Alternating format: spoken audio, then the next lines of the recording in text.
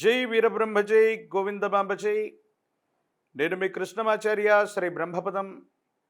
2026వ సంవత్సరం మే మాసం మకర రాశి వారి యొక్క రాశిఫలం.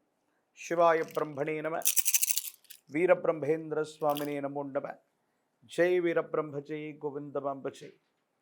వచ్చినటువంటి ఫలితం 3.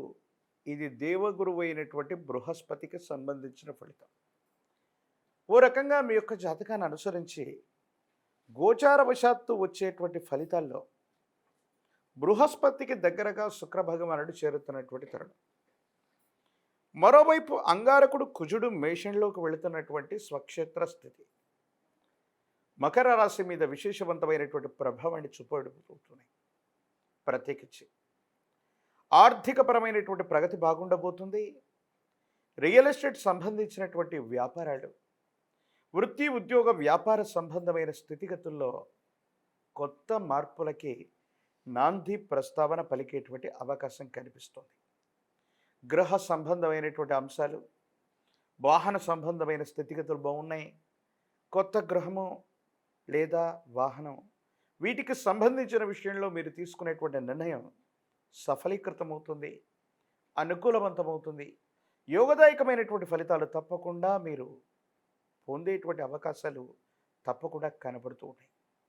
ప్రత్యేకించి మకర రాశి జాతకుల యొక్క జీవన గమనంలో ఒక అదృష్టకరమైనటువంటి తరుణం రాబోతుంది. పెద్దలు అంటూ ఉంటారు, ఎక్కడ దేన్ని పోగొట్టుకుంటామో అవి గౌరవ మర్యాదలు అవ్వచ్చు, విశేషవంతమైనటువంటి వస్తువులు అవ్వచ్చు, లేదా అవకాశాలు అవ్వచ్చు, అక్కడే వెతుక్కోవాలి. భగవంతుడు కాలం మీకు ఒక గొప్ప మేలుని చేయబోతూ ఉన్నాయి.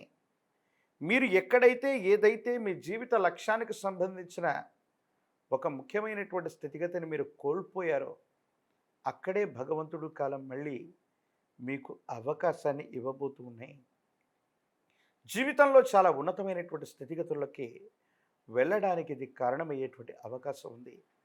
ఎంతో కాలంగా సమాజ హితం కోసం, కుటుంబపరమైనటువంటి అంశాల కోసం ఎన్నో రకాలైనటువంటి బరువు బాధ్యతలు మోసినటువంటి మీకు అర్హత ఉన్నప్పటికీ కూడా వెంట్రుక వాసులో అదృష్టం దూరమైనటువంటి దాఖలాలు గతంలో ఉన్న భగవంతుడు కాలం మళ్ళీ ఆ ప్రాచీనమైనటువంటి అవకాశాలు మళ్ళీ మీ దరితికి చేర్చడంతో పాటు సమాజంలో మీ యొక్క గౌరవ ప్రఖ్యాతి పెరుగుతుంది.